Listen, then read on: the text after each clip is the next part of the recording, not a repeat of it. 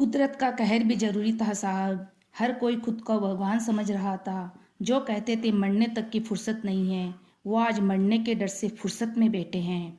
माटी का संसार है, खेल सके तो खेल। बाजी रब के हाथ है, पूरा साइंस फेल। मशरूब थे सारे जिंदगी, अपनी जिंदगी के खेल उलझनों में। जरा सी जमीन क्या किसकी, सबको ईश्वर याद आ गया। ऐसा भी आएगा वक्त, पता नहीं था। इंसान डरेगा इंसान से ही, पता नहीं था। नमस्ते, मैं हूँ सविता अग्रवाल। आज मैं आपको बताऊंगी कि कैसे एक वायरस ने पूरी दुनिया को जकड़ रखा है।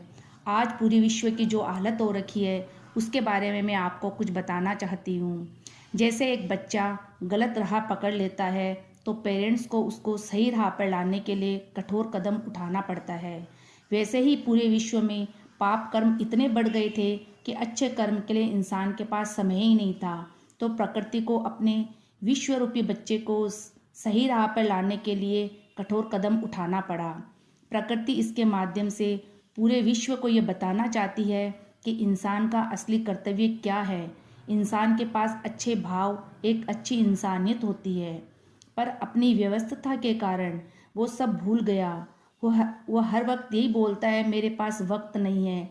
तो प्रकृति हमें यह संदेश देना चाहती है, मानवता के लिए वक्त निकालो, अच्छे कर्म करो, वरना ये धरती बुरे कर्मों के तले पूरी तरह से खत्म हो जाएगी। उसे अपने वजूद का, अपने होने का एहसास कराना ही प्रकृति का असली मकसद है। इस आपदा के समय कई धनी लोग जैसे टाटा, अंबानी आगे आए और प्रचुर मात्रा में धन देकर सरकार की सहायता कर रही है। जो योगदान हर कोई नहीं कर सकता, पर एक ऐसा योगदान है जो कोई भी इंसान कर सकता है, और वो है संपूर्ण विश्व कल्याण के लिए प्रार्थना, पूजा, ध्यान, जप। यह भी एक ऐसा योगदान है जो हम विश्व कल्याण के लिए कर सकते हैं। प्रकृति जो संदेश हमें देना चाहती है, उसे हमें समझकर वही करना चाहिए जो जिसके लिए इंसान का जन्म हुआ है। अभी सबके पास फुर्सत है, उसे वह करना चाहिए जिसके लिए वो बोलता था मेरे पास फुर्सत नहीं है। और जो भोजन पानी के लिए तरस रही है, उसकी भी हर संभव सहायता करनी चाहिए। ये किसी एक इंसान की नहीं, हर इंसान की परीक्षा की घड़ी है। प्रकृति यही हमें समझाना चाहती है कि सब इंसान एक जैसे हैं। इस मुश्किल घड़ी में जो आगे आकर सहायता करेगा, अपना हर संभव योगदान देगा, तो शायद हम इस मुश्किल घड़ी से निकल पाएंगे। यही वो समय है जब इंसान को यह एहसास होगा कि धरती पर आने वाला हर इंसान एक जैसा होता है।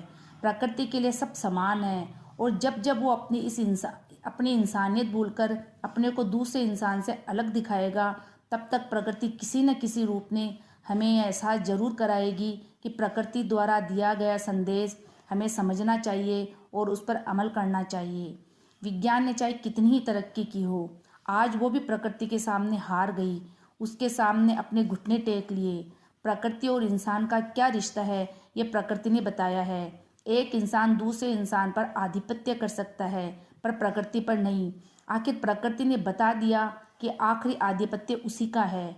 मैं आपको अंत में यही संदेश देना चाहती हूँ कि प्रकृति का इशारा समझो, अपने कर्तव्यों को समझो और वही करो जो प्रकृति हमसे चाहती है। तब जल्द ही प्रकृति को अपना रूप बदलना पड़ेगा। हम सिर्फ इंसानियत से ही उसे जी सकते हैं, बलपूर्वक कभी नहीं। मेरे ये विचार आप सभी को कैसे लगे, प्लीज़ कमेंट करके बताएं। आप मेरे चैनल को लाइक, शेयर और सब्सक्राइब